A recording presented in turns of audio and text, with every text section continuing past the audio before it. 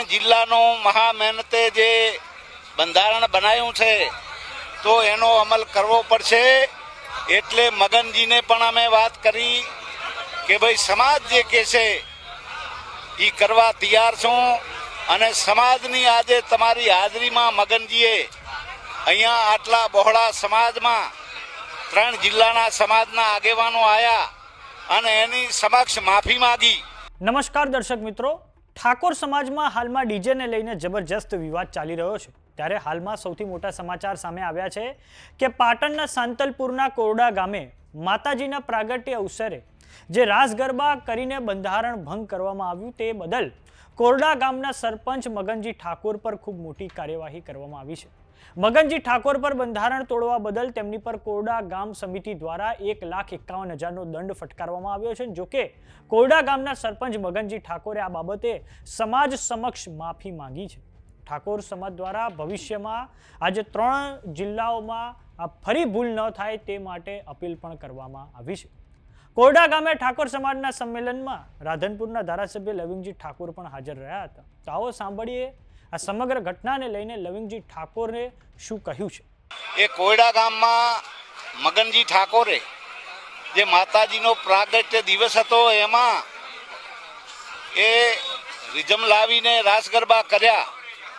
પણ સમાજે એમ લાગ્યું કે નહીં ભાઈ, આ ત્રણ જિલ્લાનો મહા મહેનતે જે બંધારણ બનાવ્યું છે તો એનો અમલ કરવો પડશે.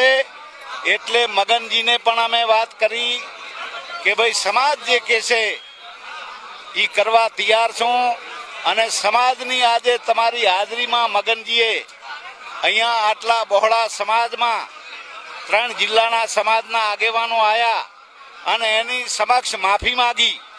પણ છતાં સમાજને જે ઠીક લાગે એ હું સમાજને યોગદાન આપવા, શિક્ષણમાં એ દાન આપવા 1,51,000 રૂપિયા એ શિક્ષણમાં દાન આપ્યું છે અને સાથે સાથે માફી માંગી છે. અને ભવિષ્યમાં પણ આવી હું ક્યારેય ભૂલ નહીં કરું, પણ બીજા પણ ભૂલ ન કરી શકે. તો બીજી તરફ આજે વાવથરા જિલ્લાના દિયોદર તાલુકાના ઝાડા ગામે વિક્રમ ઠાકોર, અર્જુન ઠાકોર અને ગબ્બર ઠાકોરે જે થોડાક સમય અગાઉ ડીજેને લઈને નિવેદનો આપ્યા અને જે બંધારણનો ભંગ કર્યો તેને લઈને ઠાકોર સમાજ દ્વારા વિરોધ નોંધાવવામાં આવ્યો છે.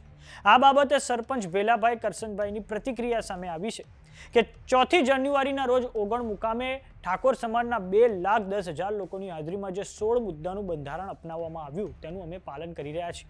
પરંતુ આ બંધારણનો ભંગ કરનારાઓ વિક્રમ ઠાકોર, ગબ્બર ઠાકોર અને અર્જુન ઠાકોરનો હવે અમે વિરોધ કરીએ છીએ. તો આવો સાંભળીએ ઝાડા ગામના લોકોએ આ બંધારણ ભંગને લઈને શું કહ્યું છે.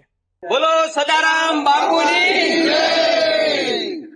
હું ઠાકોર વેલાભાઈ કરશનભાઈ, માજી સરપંચ, મુકમ ઝાડા, તાલુકો દિયોદર, જિલ્લો વાવથરા.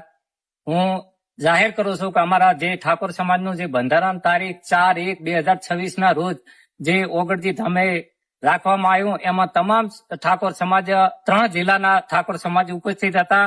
લગભગ 2 લાખથી વધારે વ્યક્તિ અહીંયા ઉપસ્થિત હતી. એમની રૂબરૂમાં જે ઠાકોર સમાજનું જે બંધારણ થયું છે એમાં જે 16 મુદ્દા આપવામાં આવ્યા છે એ 16 મુદ્દાનું અમે પૂરેપૂરું પાલન કરી રહ્યા છે.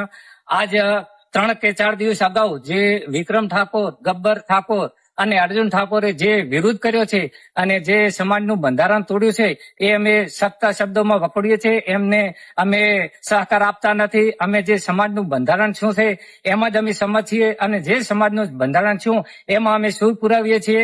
અને ગબ્બર ઠાકોર, વિક્રમ ઠાકોર અને અર્જુન ઠાકોરને અમે સંમતિ આપતા નથી. જે સમાજનું બંધારણ તોડ્યું છે એ અમે એમનો સખત વિરોધ કરીએ છીએ. જય સદારામ બાપુ. ગામ ઝાડા, મારું નામ કરશનજી કાંજીજી.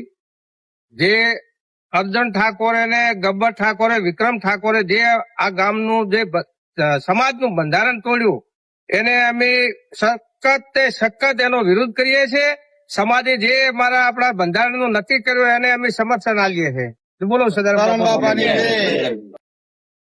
બોલો સદારામ બાપુની જય. હું ઠાકોર ભરતભાઈ કુરશીભાઈ, ગામ ઝાડા, તાલુકો દિયોદર, જિલ્લો વાવથરા. 4/1/2026 ના રોજ જે પણ ઠાકોર સમાજ દ્વારા બંધારણ બનાવવામાં આવ્યું છે એનો ઝાડા ગામ હાથ દાડો જે પણ પ્રસંગો બને સંપૂર્ણ એના નીતિ નિયમ પ્રમાણે બન્યા છે. અને ભવિષ્યમાં પણ જે પણ પ્રસંગો બનશે એનું પૂરેપૂરું પાલન કરીશું અને જે અસામાજિક તત્વો દ્વારા જે બંધારણ તોડવામાં આવ્યું છે એનો સખત શબ્દમાં વિરોધ કરીએ. બોલો સદારામ બાપુની જય. એક સમાજ એક રિવાજ શ્રેષ્ઠ સમાજ એક રિવાજ શ્રેષ્ઠ સમાજ. બોલો સદારામ બાપાની જય. સમાચારોમાં અત્યારે બસ આટલું. જોતા રહો જમાવટ. જો તમે અમને યુટ્યુબ પર જોઈ રહ્યા તો સબસ્ક્રાઇબ કરો. જો તમે અમને ઇન્સ્ટાગ્રામ અને ફેસબુક પર જોઈ રહ્યા તો ફોલો કરો. સાથે જ અમારી વોટ્સએપ ચેનલ આવી ગઈ છે, જોઈન કરવાનું ના ભૂલતા. નમસ્કાર.